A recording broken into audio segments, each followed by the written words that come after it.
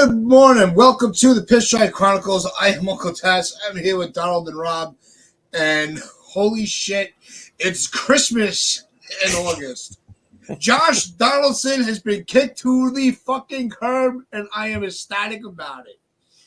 We also went back-to-back games. Everything's looking all nice right now for the moment. We'll see how this goes. But I do want to start the show off by apologizing to my co-host, Rob. We doubted his prediction about the Yankees playing well against Detroit. And, Rob, you were right. The Yankees showed up. They played well against the team they're supposed to. I did not have any faith in this team. You did. I got to apologize. You called it. You predicted it properly. How you doing, Rob? I didn't predict anything yet, but I thank you for that. Well, Tats, I thank you. My John Sterling impression for the morning, but so far so good. I felt like this was a series they should have won, and we haven't won it yet. Anything could happen, right? They could blow it the next two games, but I was like, Tigers are not good, and I know we've lost to some bad teams, but I feel like we were starting to see a couple of things promising about the offense a little bit that felt like, and Texas's pitching is just really bad. Like, this should be the series that gets us back on the right track, at least to maybe get to 500. And if it wasn't this one, then it wouldn't be any series. So I was like, this is the one series that I'm going to feel a little more confident in. But I hope that they can sweep it. I'm still holding out that hope. First two games has been a good start. Let's finish this thing off. Let's get Coltrane going tonight. Let's finish this damn thing. Yeah, and Donald, give this chat, this fire chat, their shout outs. Let's get this out of, let's get this going. We got a lot of people, already chiming in. Ruben, I'll give you your own shout out. What's going on, Ruben? Nice to have you hanging out with us. But Donald, roll call time. So shout out to Mazza. What is up, Uncle Tats, Rob, and Donald? Shout out Mazza. NFE, good morning, NFE. Chris Northrop, good morning, everyone. Good morning, Chris. Thank you so much for joining. Dude, amazing. They got to check out the girls' show on Sundays. They are always excellent. So anyone who hasn't done so yet, check them out. Joseph Barras, love this comment so much. Good morning to the best 3 Yankee broadcasting crew I've ever seen. Hope all as well. Salute to you, my friend. Thank you so much for watching. And Dev Finch, what is up, Dev? And Ruben, good morning. Medina, good morning. And we got retired war vet. Good morning, my brothers. Good morning, my man. Good morning. And we got Sin Neil. Of course, we got Neil. We've also got Fortune, we've got L.I. Yankee King, we got Rob Bryant, we got the whole crew in there, we got everybody. Thank you so much for tuning in. Let's have a good show. Hold on. You know what makes this today even more special? Not only have we had Mr. Barros in the chat, but let's also, everybody, welcome in. You'll see the comment coming. My father's now coming into the show. Dad, thanks for checking us out. Love you, yes. And hope you enjoy the show. So, Donald, what's your take on the Donaldson news? Let's get Donaldson out of the way. The Yankees got him out of the way, so let's really kick the show off with that because that's better than the win itself. Yes, it is. Goodbye, you big steaming pile of shit. That's the first thing I'd like to say. You are a Class A asshole, and I never liked you. I never will like you, and I hated you as a Yankee. That's pretty much sums up my feelings on Josh Donaldson. That dude looked at so many strike threes right down the middle of the plate, you would not believe it. It was almost as if he was deliberately trying to strike out every single at bat. Looking at straight fastballs, 90 miles an hour right down the middle of the plate. He looked like he was lost. He couldn't catch up to anything. He was done. He was toast. And what I've recently learned is that the Yankees knew all about him, the fact that he was very unpopular in Minnesota, and they traded for him and took on $50 million for him anyway. Reportedly, he didn't get on with anybody in Minnesota, and Minnesota were trying desperately to get rid of him.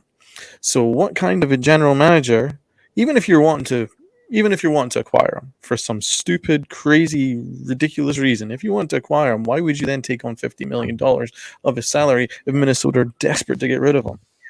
This sounds like you got bought and sold. That's what it sounds like to me. Brian Cashman got completely done in that trade because that $50 million allowed them to go and get Carlos Correa.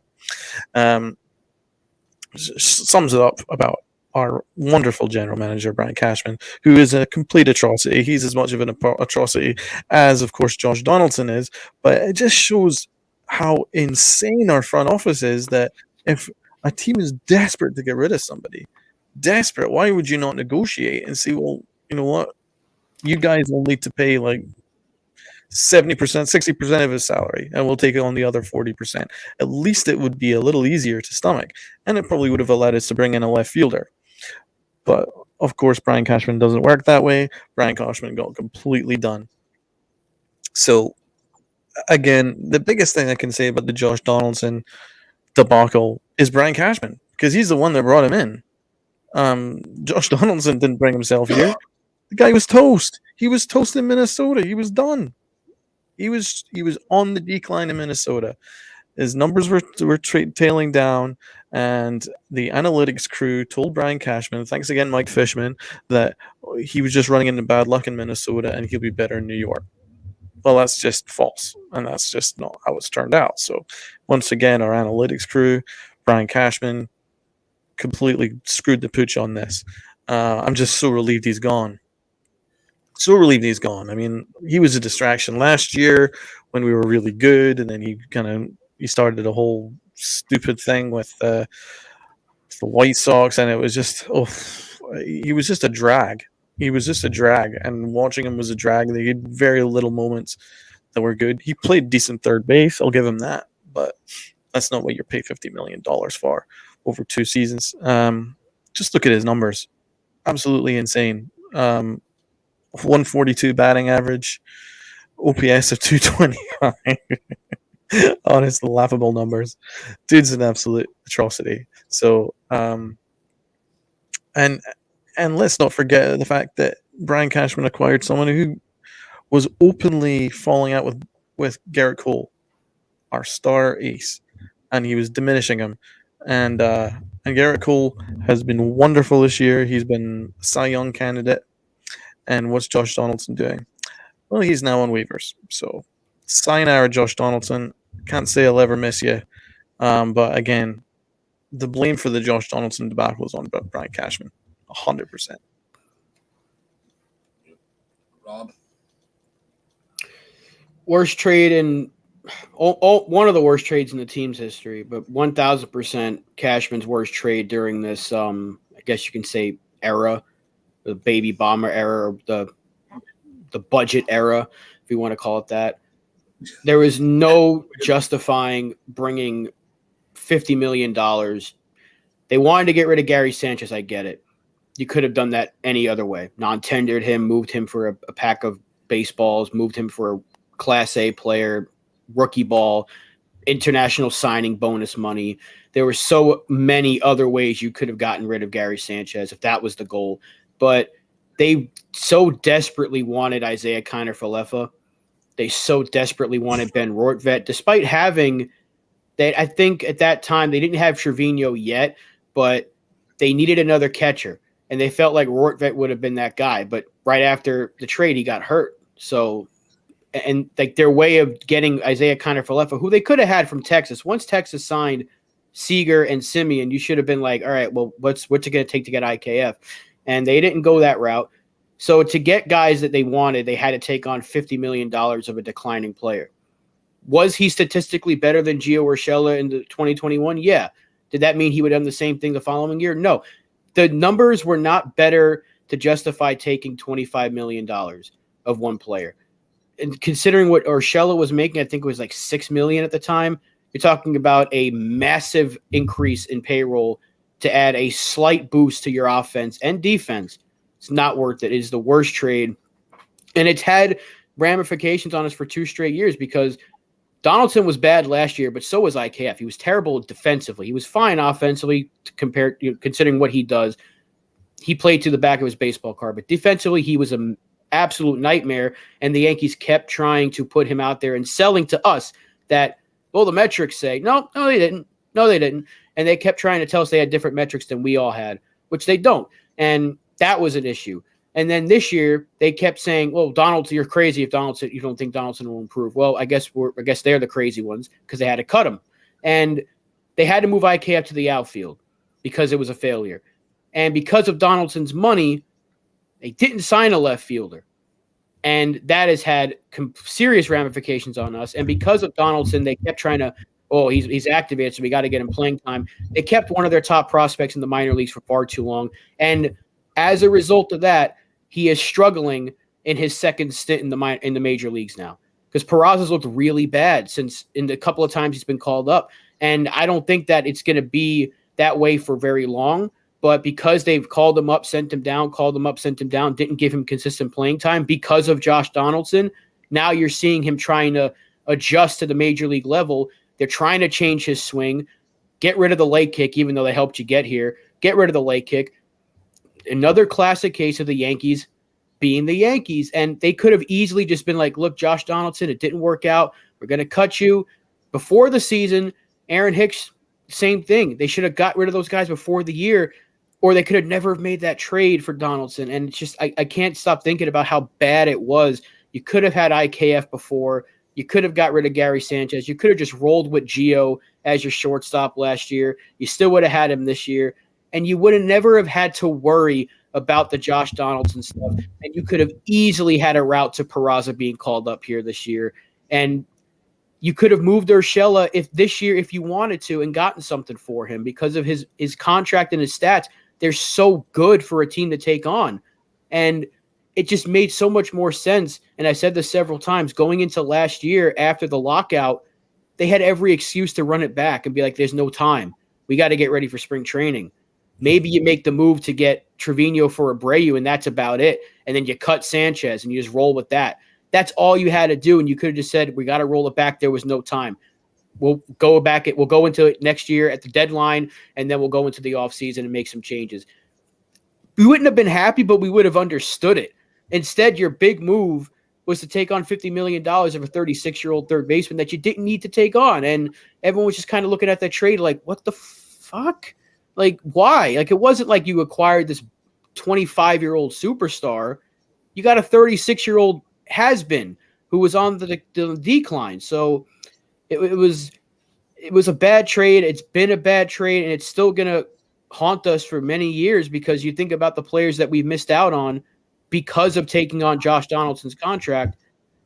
And now we're still looking for a left fielder because of it. And there were maybe 4 or 5 options we could have had this year, but we didn't get because we are paying Josh Donaldson $50 million. So Brian Cashman's biggest stain to me is, along with missing out on Machado, is paying Donaldson similar money a few years later for far less production than Machado would have given you. And it's so bad. It's really, I can't see any other move that is like worse than the Josh Donaldson trade. Maybe Montas. Couple of things to pick up on from what you were saying there. So they're desperate for Ben Rortvedt. What's Ben Rortvedt doing right now? He's a backup to Kyle Higashioka. Who's a backup? And not a very good backup. And he was basically non-existent until we've recently seen him, and he's barely been anything for the Yankees. He might as well still be a figment of our imagination. So the fact that Brian Cashman was all in on that, he was all in on IKF. IKF, the plan was for him to be a shortstop. How did that turn out? So it's like every way that you look at the way that Brian Cashman put together that trade was a mistake. Every single way you look at it. And of course, the fact that Gio Urshela is better than Josh Donaldson now, and he was at the time of the trade, or the fact that, and that makes it laughable when Brian Cashman said, "Oh, Gio Urshela is not Josh Donaldson." Well, he is. He's better. You also, another hilarious aspect to this is we're so desperate to get rid of Gary Sanchez, but Gary Sanchez has actually been better for the Padres than Josh Donaldson has ever been for the Yankees. Facts. Yeah. So every single way you look at this trade, it was a complete and utter disaster. And then, Rob, you also point out the fact that they're screwing around with Peraza. Yeah, it's the same stupid rinse and repeat with this team.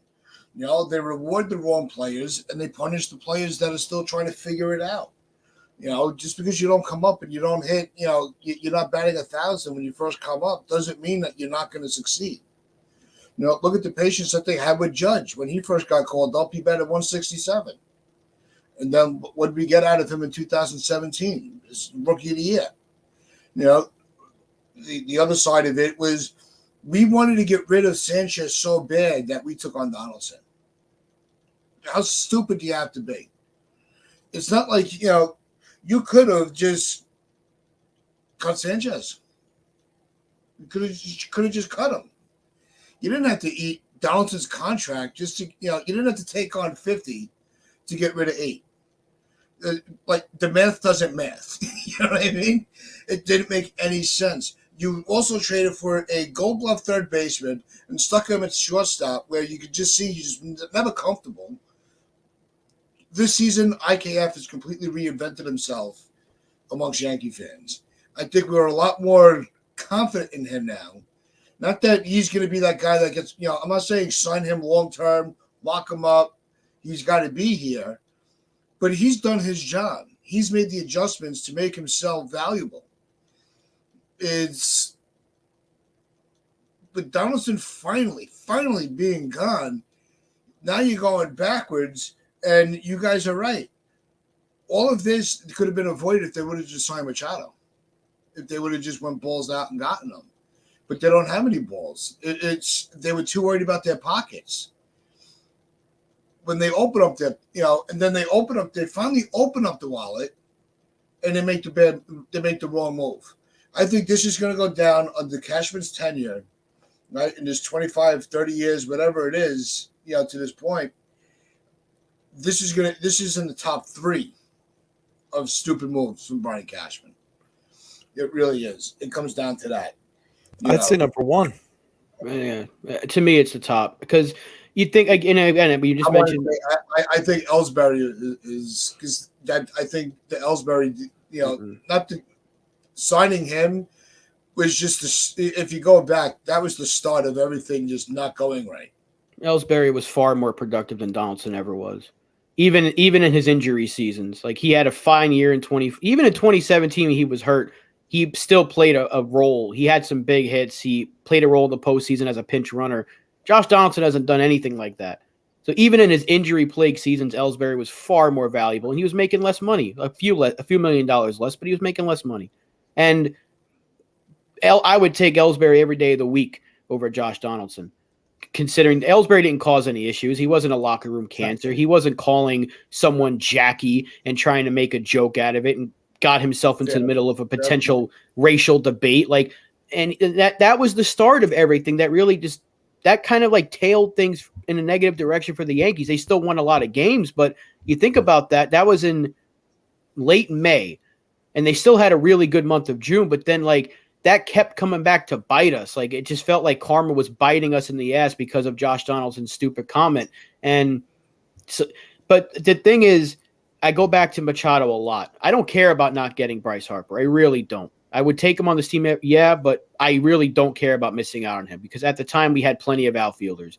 But not getting Machado was the biggest free agent miss, I think, for Brian Cashman because all you had to do was just get Garrett Cole the year before, get Machado the next year, and it would have been the quickest rebuild in history. You would have went from being a team with no expectations to now you got Aaron Judge, Giancarlo Stanton, Manny Machado in the same lineup with Gleyber Torres, who had a really good rookie season in 2018. You would have had Cole, Tanaka. You could have still got Paxton. All these things could have happened. You probably would have won a championship, or at least maybe you would have got there in 2019.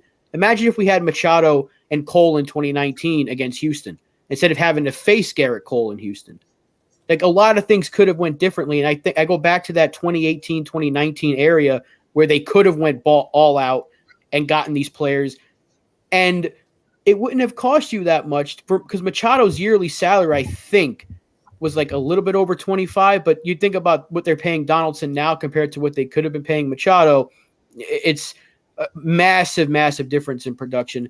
To me, not getting Machado in 2019 was a huge miss. And then taking on Donaldson's money 3 years later, absolutely unnecessary. And it's just to miss out on this championship window and fuck it up the way he has, you really can't find a way to be like, because he's made some good moves, but a lot of those moves have been like, oh, signing Garrett Cole, no brainer, right? That's a no brainer. Get Garrett Cole, but trading for a couple of these bullpen arms, hey, good sneaky move, but that's about it. Like signing Rizzo, okay, good move.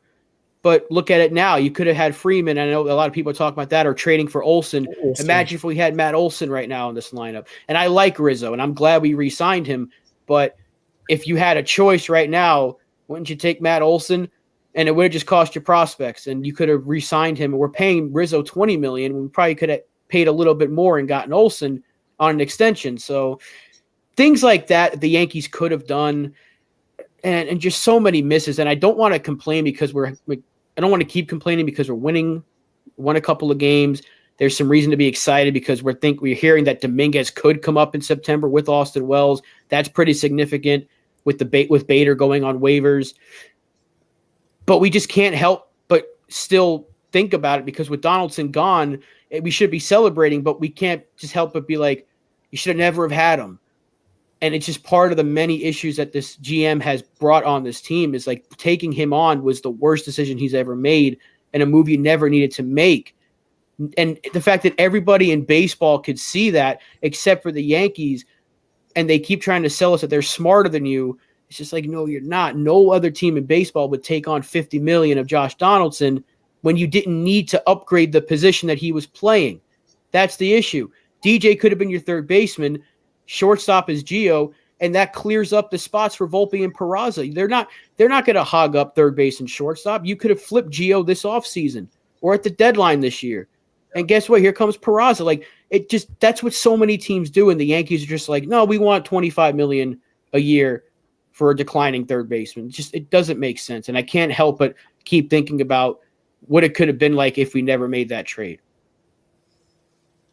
That trade, I think, was the final nail in the coffin for this run because it set us further back from really making significant moves, like you guys have been talking about, like we've all been talking about. You know, that prevented you from having the funds into your so-called cap from going out and actually getting a legitimate left fielder instead of playing. You know, let's stick this guy here. Let's see how it works. All right. Let's take Cabrera out. Let's put our third baseman back up short. Let him play the outfield with left and center. He'll be fine. You know, and yeah, I'm not ranking on IKF. He's done his job. He's shown that he does have a value to this club, but he's not an outfielder. He had to learn on the fly of how to learn how to range the outfield. He's done a good job, but he should have never been in that position to begin with. You could have had they had so many opportunities to properly put this roster together, and they fucked up every opportunity left and right. It's like they wake up and go, all right, what mistake can we make today? And try to sell it like we're the best organization in the world. You're not. Like Keith McPherson says on The Fan, the Yankees are not the Yankees anymore. You know, they're not our father's Yankees. You know, they're not the Yankees that we grew up with. They're a completely different organization now. And they're almost unrecognizable of how they operate. Well, the urgency is not there anymore. There's no urgency to win on this club. Nope. It's where can we penny pinch? Where can we just throw, let's take all the players on the roster, throw them up in the air. Whatever position they land on the board, that's where they're playing. Like that's how asinine they run this organization. There's got to be some massive changes this offseason. And we already heard, the rumors that Boone, now they're saying that Boone's job is safe. I mean, how tone deaf do they have to be? They are so out of whack with reality. I don't think there's anything that can save this club right now. I like this. They are the bad news bombers. I think I might need to. Yeah. I think we might need to steal that acronym. I think that's absolutely genius. So many things to pick up on. That trade was about cutting corners, and when you cut corners, You kind of get what you deserve. Brian Cashman tried to cut corners there with that deal, and it never worked out. Imagine had he just gone, waited out the market, and got Carlos Correa on a bargain 1-year deal to play shortstop for Anthony Volpe to learn under him. Imagine that for 1 year. You could have had it. It was right there in front of you. That was the deal to make. Absolute steal. You know? What about the A's doing a massive, massive fire sale? And the only guy that we got from the A's was Frankie Montas. Look at the names that they were coming available that Atlanta took advantage of. Olson, Murphy. It's ridiculous. We could have had a catcher. We could have had ourselves a catcher. We could have had ourselves a prime first baseman that you can lock in for the next 10 years. We don't have that. We got Rizzo, who's concussed, God bless him, but he's on the wrong side of 30, and you might be productive for 1 more year. And we don't have anybody in the minors that can play first base yet. So it was a no-brainer move to try and bring in a guy that had actual years on him. So Brian Cashman tried to cut corners. He was given so many opportunities. The A's fire sale with all those excellent players. Carlos Correa, top shortstop. Seager was available, top shortstop. You had all these guys available. You had Chapman, you could have played third base. You had so many guys available that could have turned this thing around in one offseason. But Brian Cashman tried to cut corners. And the one thing I will say about what you said there, Tats, about Ellsbury is it did change everything. But it changed everything from the front office's standpoint. The front office got scared away by Ellsbury's contract, and they basically refused to sign any long-term deals after that. The only long-term deal they've signed is Garrett Cole from a free agent. Now, obviously, they've re-signed Aaron Judge, but as a free agent, the only long-term deal that they've brought in since Ellsbury was Garrett Cole because they've been scared away by Ellsbury's contract. But they're living in fear, and that's not how you should progress, and that's not how you should build a roster if you're afraid of contracts, afraid of the latter part of contracts. You're missing out on the fact that this was a championship window.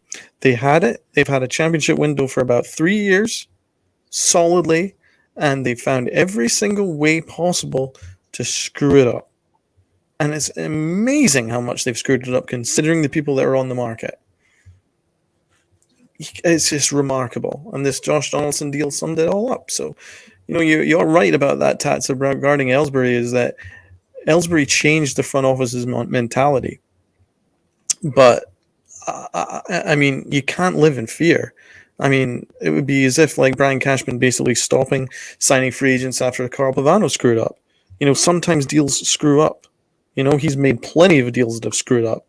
You have to move on, and you have to go and make the right deal. But okay, yeah, that's fair enough. But I mean, that was only this past off season. Until then, we didn't get any, and we also don't have anybody in terms of position players that you can lock in over the next 10 years other than Aaron Judge and maybe Anthony Volpe. So there's a real lack of a lot of things on our roster, on our offense. So a lot of it is Brian Cashman. And the trade for Olson and Murphy just made so much sense because you needed a catcher and you needed a first baseman. As good as Rizzo was, and I like Anthony Rizzo a lot, but it all made sense. Like Oakland's having a fire sale. The Yankees know the Oakland system. The Oakland A's know the Yankees system because they've made several trades in the past. Yeah. It all just fit in. Like you could have had 2 positions of need. It would have cost you a lot in prospects, but Atlanta, I mean, it probably would have cost you Peraza. I don't know if they would have gotten maybe Dominguez in that trade, but as much as I want to see Jason Dominguez, I mean, you're talking about your first baseman for the next 5 to 8 years. You're talking about your catcher for the next 5 to 8 years. And you had other outfielders in the system you could have called up. You obviously had Aaron Judge. You still have Stanton, who I know he hasn't played the outfield very much, but you could have found a way to replace Dominguez. But it's just the trade made too much sense. And something that Ruben said earlier about Harper playing first base, signing him in 2019 to play first base didn't make sense. It really didn't. Why would you want to do that? I know he said he would have, but at the time, it really didn't make a lot of sense to be like, well, we'll sign you to play first, even though he's never played there before. Like, he was a good outfielder. So if you wanted a first baseman, you should have got an actual first baseman. But they had Luke Voigt, who had a great 2018, and they were hoping that Greg Bird could turn to something. Obviously, that didn't happen, but I still don't think Harper was a huge miss. I really don't. I'm not saying he's a bad player, but think about it this way. Over the last 2 years, Harper's been hurt, and that's why he's playing first base now. Because of his injuries, they didn't want to put him in the outfield. If that was happening for us, we'd be screaming about that. Like, whoa, this guy's always hurt. The same way we react about Stanton, they'd be saying the same thing about Harper. It's like, you need to play more games. And I know Harper's having a better year statistically, but the fact that the last 2 years he's been on the IL a lot and he has to change positions because of an injury, would we not be complaining the same way people are complaining about Stanton? Again, I would take Harper on this team, but playing first when he was a really good outfielder, it's not like, all right, well, you play right, but we're going to have to move you to left. I would have put him in center field before I put him at first base. But at the time, the Yankees had Hicks coming off of a great season. So, again, in hindsight, you take Harper every single day of the week, but like the money, it's like, well, 25 for Harper when we're paying Hicks $10 million, had a really good year. We still have Stanton and Judge. Gardner was still here. And this is right before Ellsbury became a ghost because he just disappeared after 2018. They had a lot of money on the books in the outfield. So it just didn't, to me, it didn't make sense to sign Harper to play first. If you wanted to put him in center field and move some other pieces around, then that would have made more sense. Because you would have had an outfield that no one's ever seen before in terms of power with those three. But I still don't think it was a huge miss. Yeah, no, and yeah, he's turning out to be a solid first baseman. But I think the reason why the Harper miss is still on the front of fans' minds is the Yankees never even gave him a call. They never even reached out. And it came out yesterday, and it's only rumored. It's not like there was an official statement that got leaked. But there was speculation that one of the reasons that Cashman refused, he never contacted Harper's team, was because they had 3 outfielders already that they had all the faith in. You ready for these names? They had Judge, granted, Aaron Hicks, and Clint Frazier. They had a lot of promise for those guys. Really? We don't need Bryce Harper because we have Clint Frazier. I'll give the all right. Hicks, like Rob pointed out, was coming off of a good year. So he still had. There was still some promise for him. Clint Frazier?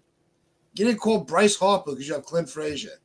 I wonder how many trade deals Cashman turned down over Clint Frazier or even Miguel Andujar for that matter. We could have had Cole. We could have Cole before he went to from Pittsburgh.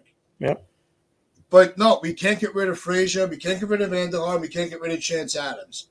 Those were the 3 key pieces in that trade that were those are our guys. I mean, come on. Not every prospect's going to be an all-star. You can't hold all the. That's what the prospect hugging. They hug these prospects so tight, they don't even get a chance to breathe. And then when they do get called up, they're sent up and down like a fucking yo-yo. Look what they did to Florial. Look how they fucked him up. Look what they're doing now to Peraza. He can't get into a rhythm. He's playing a day, he's sitting for a day. He plays a day, he sits a day. Cabrera. Meanwhile, Volpe's been in every game, whether he's been in the starting lineup or not. Volpe has not missed a game. But Peraza is only here for a week and he needs a rest day? Get the fuck out of here. How stupid are you? That's the problem with this organization. Like I said earlier, they wake up every day going, how am I going to make a mistake today? How am I going to cause this team to lose? Oh, that's right. I'll sit one of my prospects down that we're trying to figure out what we have for the future. Let's not play that guy today. That'll put everybody in a good mood. Fucking moron. They're Fraziering Peraza, that's for sure. I think they're going to trade him because there's no spot for him. I don't think I don't think his future's at third. I believe we're going to re-sign Torres at this point because he's having a great year. He's actually, I think he's at the most home runs in baseball from second baseman, which is pretty cool. He's definitely been our best offensive player. In the American League, he's leading second base in a lot of categories. Yeah, so he's been really good, and he's gotten into another hot streak. That helps his stats out every time. The thing is, he's very, very, very up and down with his streaks. Like his cold streaks are bad, his hot streaks are good. If he found more middle ground, he'd be an all-star, at least on the cusp of an all-star every single year. So I have no problem with Torres, but Peraza, I feel like they're going to have to move him because where is his role on this team?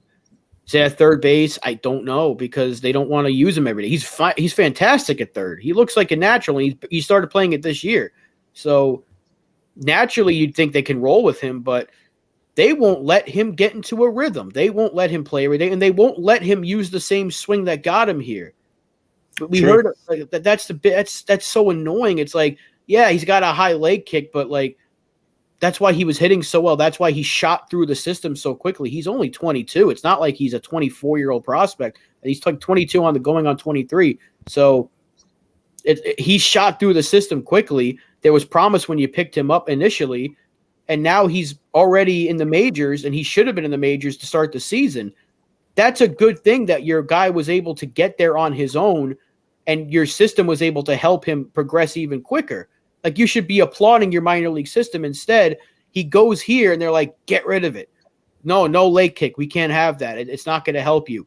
Well, look at him. Look at him statistically now. He looks like a different player than what we saw last year. Yep. Last 2 weeks, he was a 300 hitter. Now he's like, what, 150, 130, something like that. He looks terrible. And it's not his fault, but they're trying to change him up when they don't need to change anything up.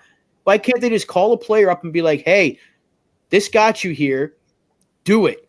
Do what got you here. And if it doesn't work, then we make the adjustments. We'll give you like a two-week period. Do what you did to get here. And then if we need to make some adjustments, we're going to look at the tape. We're going to look at all the analytics and say, hey, maybe you can change this. Maybe you can change that. That's how it should go. Instead, you see a guy that's having so much success with the leg kick. He gets here, kill it, get rid of it. Don't need it. It's like, yeah, you do need it. It's like when the Volpe got here, remember his stance was different. Yep. And then he had to go back to the way it was in the minors. And now look at him. Since then, he's been really good. Like overall, he's been really good. I don't get how they continue to do this to their top prospects. If it ain't broke, don't fix it. And we say it all the time. If it's the Yankees, if it's not broken, break it some more. Yeah, they're going to break it. It's like, oh, he's got a really pretty looking swing over there in AAA. I can break that. Instead of the I can fix it, I can break that. That's what they do. It's really it's annoying. And I'm as much as I want to see Wells and Dominguez, I'm terrified when they get here. And if it is in September, what are they going to change with those guys? Because Dominguez's swing looks so beautiful right now in Scranton from both sides of the plate. The ball screams off his bat. What's going to be different when he comes up here? Well, he's got too long of a stride. Are they going to try to change that to a toe tap or something? What about Wells? He's got pop that should translate to a 30 home run season in Yankee Stadium. Go the other way. Is that what they're going to try to do with him? I'm terrified for what they're going to do to those guys when they get here. And that's why I don't trust this whole system. And again, something that we've said countless times, don't matter who the manager is. If the guy who's above him is still in charge, it's going to be more of the same. So Boone not losing his job, I really don't care. Because if Cashman's running the show, you might as well keep Boone. Because guess who's going to take his place if they make another change? Boone 2.0. Another puppet. Pinocchio's brother. They're going to bring it right back out. Yeah, so a couple of things to pick up on. Peraza had an 800 OPS last year, 300 batting average. And the Yankees have found a way to screw that up. But also, we learn now that this is how it's preached through the minor league systems, that the only thing that they care about is exit velo. As long as your exit velo is 90 miles an hour plus, that's all they really care about. They don't really care about contact. They don't care about getting on base. The only thing they care about is 90 mile an hour plus exit velo. And That's why you're seeing a lot of pull hitting. That's why you're seeing a lot of low batting averages. And that's why you're seeing a lack of development through the minor leagues. This is not a massive surprise. The way that Brian Cashman has run this organization to the ground is unbelievable. It's a remarkable achievement. It really is. Like, he has got his hands on everything, and he is finding a way to screw it up with Mike Fishman's help. So I'm not surprised that Peraza is struggling. I'm not surprised at all. I'm not surprised that Volpe couldn't hit as soon as he came up to the Yankees until Austin Wells helped him and Sean Casey kind of helped him. But before that, Dylan Lawson was doing everything he could to screw up Anthony Volpe. This is the way the Yankees do things. Clint Frazier, he had, what was that? One of the most... Yeah, that was it. Legendary bat speed. What happened to that? Right? So, I mean, honestly, you could go through the... Andujar had the smoothest swing right through the zone. What did the Yankees do to him? Turned him into a pool hitter. Uppercut pool hitter. What did that do to his batting average? Dropped him about 80 points.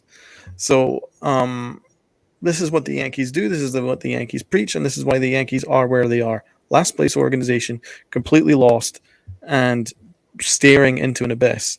Now, I do think Peraza is an excellent player. I've always stood by him. I like him a lot. Don't know if the Yankees can do anything with him, though.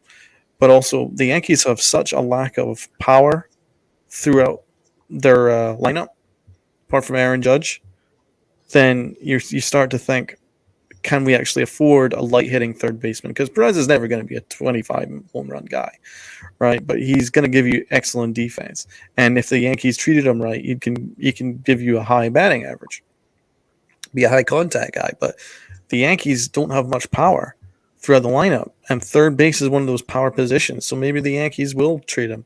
I don't know what they're going to do, but it is sad what they've done to a number of these players. However, one person they haven't screwed up is Anthony Volpe, and I do want to take this opportunity to give Anthony Volpe his props because he has been excellent. He deserves Rookie of the Year consideration on the outside. Not win it, but like get some consideration. Top 5 kind of votes because he has been among the better defensive shortstops in the American League in terms of statistics, and his power numbers are right there. His power numbers are more than Carlos Correa and Wandy Franco and all these guys. I mean, Wander Franco, he deserves credit for the fact that his home run numbers are there. So I like what Sean Casey has done with Anthony Volpe. And I like Anthony Volpe's work ethic, and I love what Anthony Volpe brings on a daily basis. So, and he brings speed and energy, which the Yankees don't actually have. So, amongst all our absolute dismay at the way Brian Cashman has destroyed this organization, credit to Anthony Volpe, and credit to the Yankees for having him play every day, because there were opportunities where they could have sent him down, but they haven't. They stuck by him. And there's the one guy they have stuck by, and it's worked out. And the other thing is, Susan Waldman pointed out on the broadcast last night, Volpe is the first Yankee rookie, and I didn't believe it until they were actually right. The first Yankee rookie to have 19 home runs and 19 stolen bases in a season. Nobody's gotten been to that mark. That's why I actually agree with you. He might not win.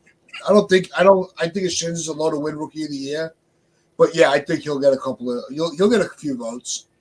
Just not enough, but he'll crack the top 5. His development this year is probably the most exciting thing outside of Aaron Judge being a top 5 home run hitter despite missing 50 games.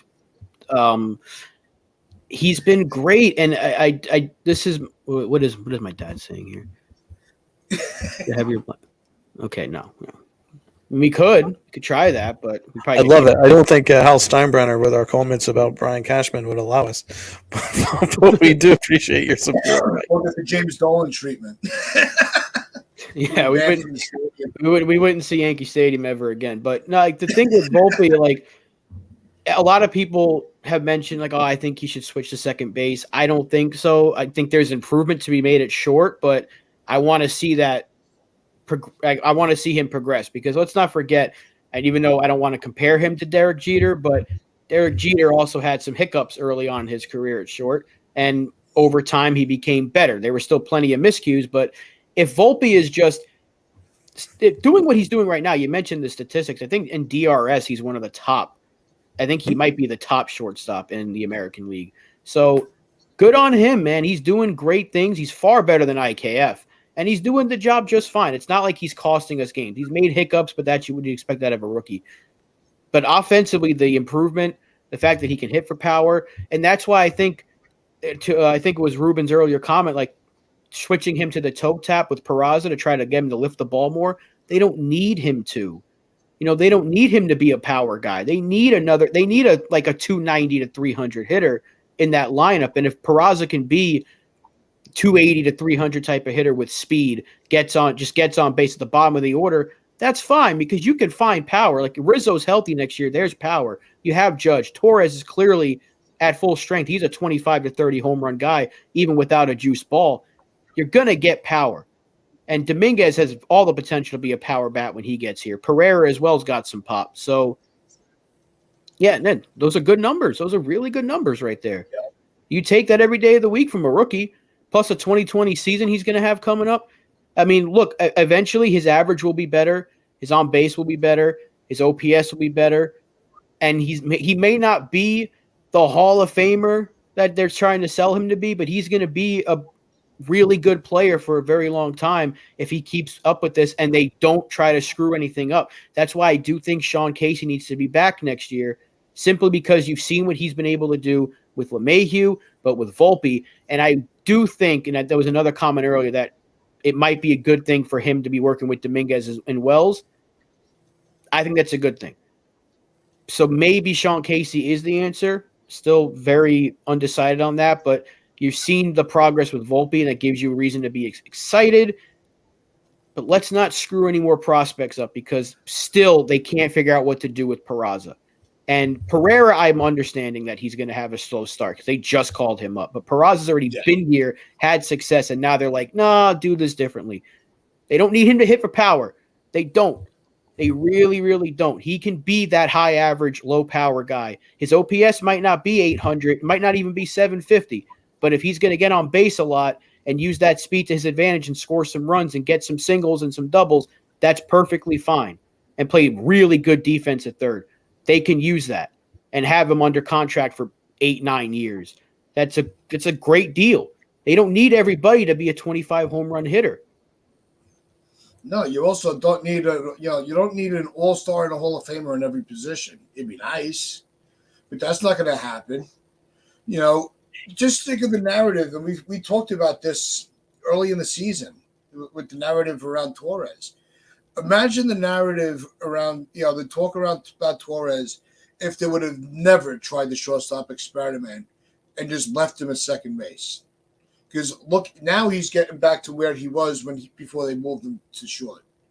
This was what he was doing when he was at second base every day. He was extremely productive. He's going to have some hiccups on the field. Every player has a hiccup on the field. Judge will have a hiccup on the field. It doesn't mean we want to trade him. And everyone's like, well, it's too many. How many of you you guys would have been screaming to trade Jeter in his rookie year when he made 22 errors? You guys would have been screaming, what a waste of, we should have gotten this guy. You got to let these kids grow a little bit. Torres just might be, we're all adults. We've all gone through. He just might be a late bloomer. He might be just hitting his stride at year 20, age 26 to 30. Those might be his prime years. You don't know. You see the potential for it. Write out the potential. I think there's more value to trade Pereira than Torres. I really do. I want to pick up on Jones' point here. Everson just needs to adjust to slow stuff. And that's one of the things that Volpe had to adjust to because Volpe was really struggling hitting breaking balls, but he's starting to hit them better now, including in the most recent series prior to the Tigers series. He hit a breaking ball 400 feet. So it's a good sign that Volpe is now starting to pick up the variations of the breaking ball. Good signs there, but that takes time. And I expect the same thing with Pereira. Pereira looks great. It's just he's very young. And it's going to take him time. And it'll be the same thing with Dominguez as well. But Dominguez is cooking AAA, so I don't think it'll be long until he's up. No, I think I don't know what they're going to do with the outfield if a team claims Bader off waivers. So I think we need to dive into that before we go a little bit with what they do with Bader. I think that if a team claims Bader, Dominguez is getting called. I think that's the window that they're leaving open. I think that's why. If Dominguez was not putting up the numbers in AAA like he was in AA, I don't think this is the move. I don't think this was the move the Yankees made. I think that Bader's job would have been safe. I think they're leaving that window open to get Dominguez up here than this season rather than next. And I was all in favor of just letting Dominguez just stay in the minor leagues for a full season, and not force this kid up the ladder. Because when you race up a ladder, sometimes your foot misses the rung and you fall. We've seen that with a lot of prospects that they rush. We've seen that with players off of injury when they rush them down. But Yankees rushing players is a terrible fucking recipe. But if, maybe it was put. Then there was something going on in Jason from 161 in this shot. Somebody said that right after the game that the Giants already made a call about it. But that ended up to be false. So be careful who you listen to also at this time. They're putting these guys up this way. If they're claimed before Friday on the 1st, then they're eligible for postseason play. That's all this is. It's just roster moving. Tats, before we sign off, what are your thoughts on the Bader trade now? Because obviously you were against the Bader trade at the time, and now the Bader is being released for nothing. What are your thoughts on it? Did your stance change or? No. My stance going into this year had changed from when the trade happened, right? And you and I had a very, very, very nice debate at the trade deadline because we were both on opposite ends of the spectrum. After what Bader was able to do to carry this team in the postseason, I was like, okay, let's see what he's got. The reason that I'm not brokenhearted about Bader is he does have the injury history. His bat has kind of declined a little bit, but he might be that average player in the regular season, but just rises to the postseason. He could be one of those players. How many players have we had that kill it in the regular season? And then when the playoffs come, they're fucking mush. Swisher, Teixeira, guys like that. I'm not talking about just this team. That's been the problem. How many years was A-Rod a bust in the postseason? Until he figured it out in 2009. Everybody figures that about A-Rod. He sucked in the postseason. But Bader carried this team. And I gained a lot of appreciation for him elevating his gameplay because the games mattered more. You could always, he's going to be a free agent after the season. There's no reason why you can't bring him back.